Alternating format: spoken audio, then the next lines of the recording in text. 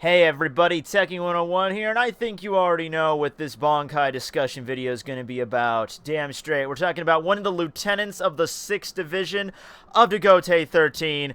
I am, of course, referring to the man, the myth, the legend, Ginjiro Shirogane. Yeah, now not a lot of people remember Ginjiro Shirogane, but he was actually the lieutenant of Squad 6 before Renji got the promotion. He's a character so badass, so amazing, so absolutely dead sexy, Kubo couldn't even draw his face. That's right, we don't even know what he looks like, but we know he was there. And Renji, anybody else that steps in his footsteps can just not compare. He left the 6th Division probably because he knew he was too awesome to go and open an eyeglass shop, and that's where, Renji gets his cool shades. And if you remember, those shades have, little, high-def, displays and technology and shit.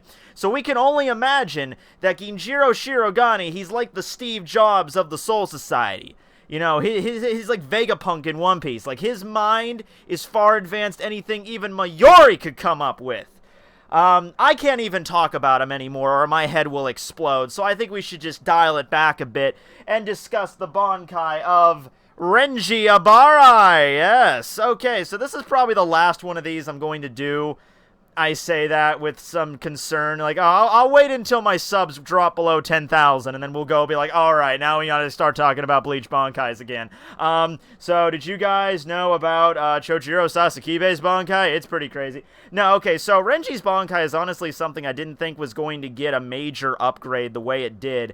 I remember after the end of the, Fake Karakura arc, going into the Fullbringer arc, Kubo released a statement that Renji's Bankai had already changed in the 17-month time skip, so I assumed, oh, maybe it changed its appearance a little bit superficially, and maybe he got better control over it, but we never got to see what his Bankai looked like, because he never used it while he fought against Jackie or anything like that. He didn't use it when he fought against Master Masculine at the beginning of the stages. The next time we see his Bankai is after his training in the Soul Palace, and Ichibei Hyosubi explains to him his real name of his sword, and we get to see the true release of Zabimaru's Bankai. So maybe that's what Kubo was referring to back then. He already had the design laid out for Sôô Zabimaru.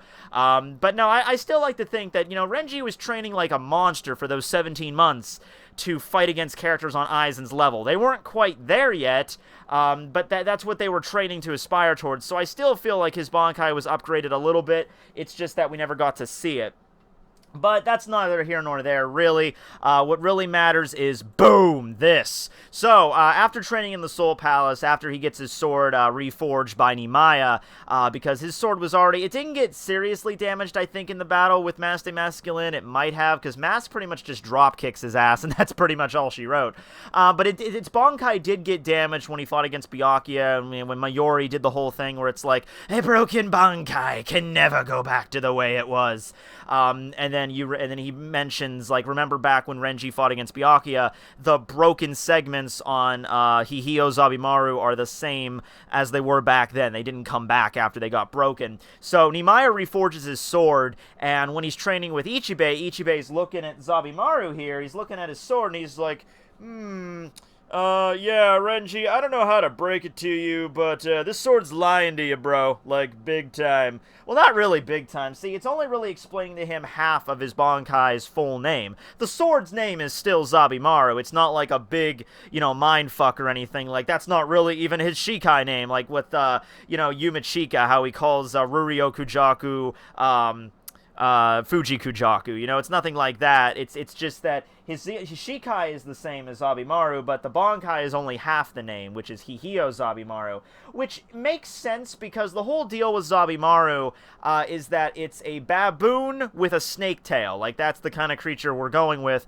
Or if you watch the Zanpakuto anime-only arc, the Rebellion arc, it's a really hot, busty chick with a little snake boy attached to her by chain that were probably, brother-sister relationship, I guess. I don't know. It gets weird in the anime. But the Hihio Zabimaru only really focused on one part of that aspect. It really only focused on the snake aspect of the entity. There really wasn't a representation of the baboon, even though it's basically like a snake skeleton head with like a snake body. Now, he has a technique when he used Sôô Zabimaru called Hikatsu Taiho, which I believe means baboon bone cannon, but still, his Bankai only really represents the snake aspect rather than the baboon. I think the only reference to the baboon in Sôô Zabimaru is Renji gets that really kick-ass, like a fur mantle thing he wears, and there's a skull of a baboon on the mantle, but it doesn't actually do anything. It doesn't actually, like, aid him in combat or anything. It's just, like, a cool aesthetic.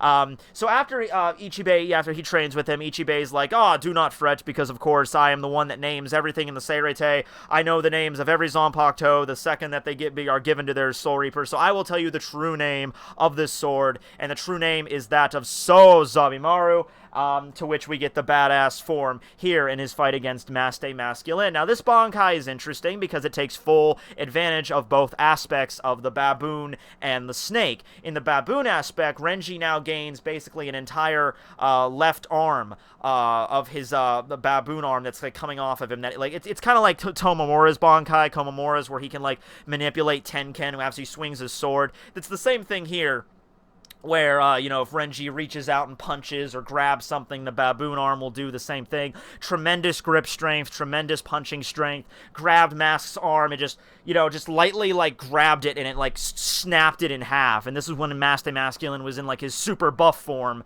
and just tossed him aside casually into a building.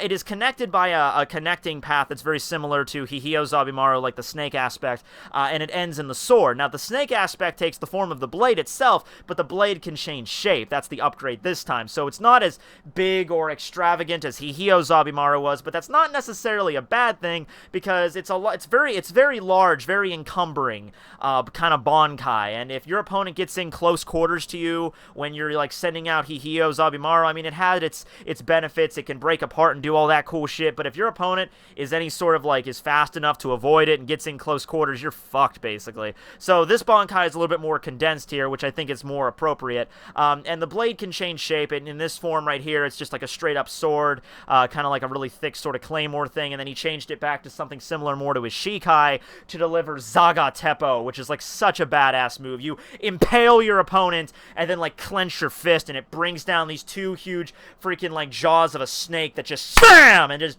the entire, everything in that vicinity just gets burned out into existence, you know, so fire gets involved in some way. Does that make sense? Not really, but I don't care. It was so cool. It's like, it's time you got burned out, superstar. Renji uses this new Bankai more often than any other new Bankai that was introduced in the final arc. We don't get to see, like, Rukia use her Bankai a second time. We don't get to see Shunsui or Uehara. They're only kind of like one-hit wonders. They use their Bankai in one of their fights, and that's it. Toshiro uses his Bankai quite a bit in this final arc, but not the upgraded version of Hyorimaru, the adult form. He only uses that a single time. But Renji uses his Bankai, I believe, 3 times throughout this arc. The first time when he used it the first time against Maste Masculine, he revealed it. Later on, and I didn't even get this when I first read this chapter. I believe it was in chapter 585 when all the Stern Ritters show up and all the Shinigami show up on the battlefield as Ichigo goes to try to stop Yuha from going to the Soul Palace, and they have this big melee after the explosion. After Yuha goes into the Soul Palace, it knocks rubble everywhere, and you see this little scene where Renji is shielding Rukia with the rubble with his Bankai arm. So it's just like kind of like an interesting little thing that he just activated. The next time he uses it, the most everyone knows about is when he fought against Yuha. I don't really know if he had exactly a plan here on how this was going to go down, but, you know, Ichigo's beaten down, and he lost all of his powers, and he's just, like, in a state of depression, and then Renji rocks out, and Yuha's like, well, I'm going to leave this portal open, so, you know, step through it if you want, if not, suck it, and then he walks through, and then Renji's like, oh, fuck that, I don't know what to do, but I need to do something, Bankai! And it activates Bankai and just whips it at him, and he just, like, shreds it.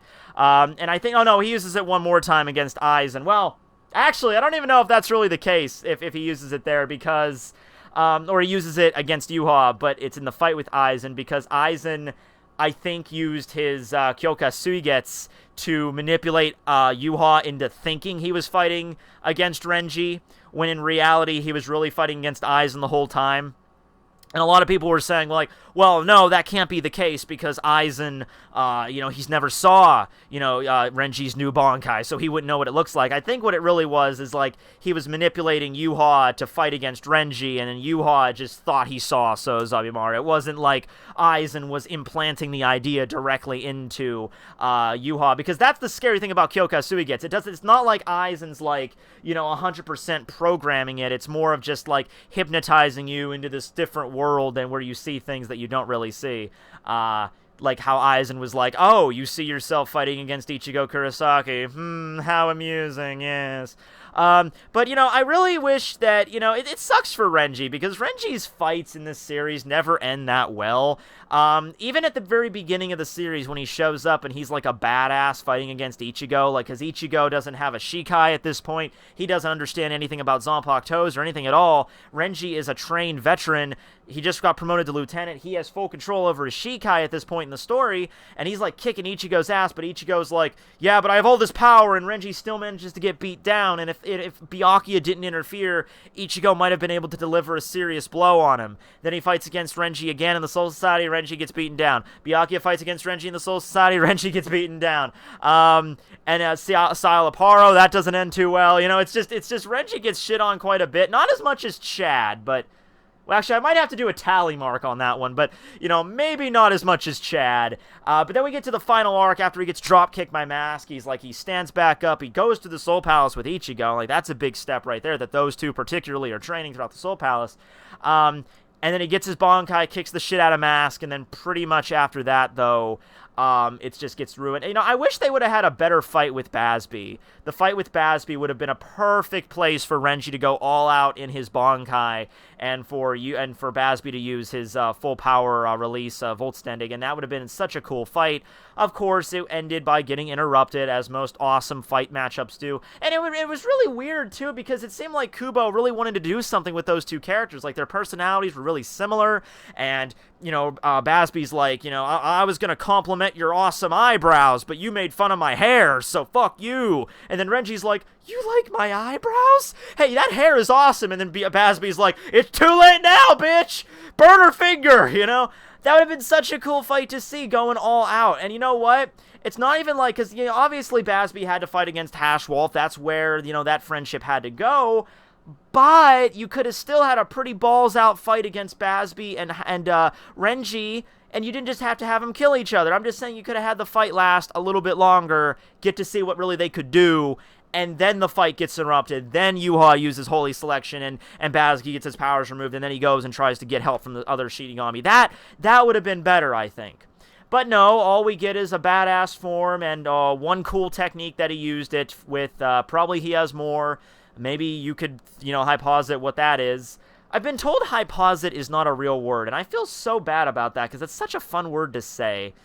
But anyway, yeah, this is the last Bankai discussion really I can think of. I was thinking about doing one on Shojiro. I really was, because I like lightning-based abilities, and Shojiro is such a character that I feel, okay, you know what? If we're being serious about Shojiro, Kubo didn't give a fuck about Shojiro. He didn't. He didn't care at all. And then you get to the final arc, and it's like, oh man, it's the final arc.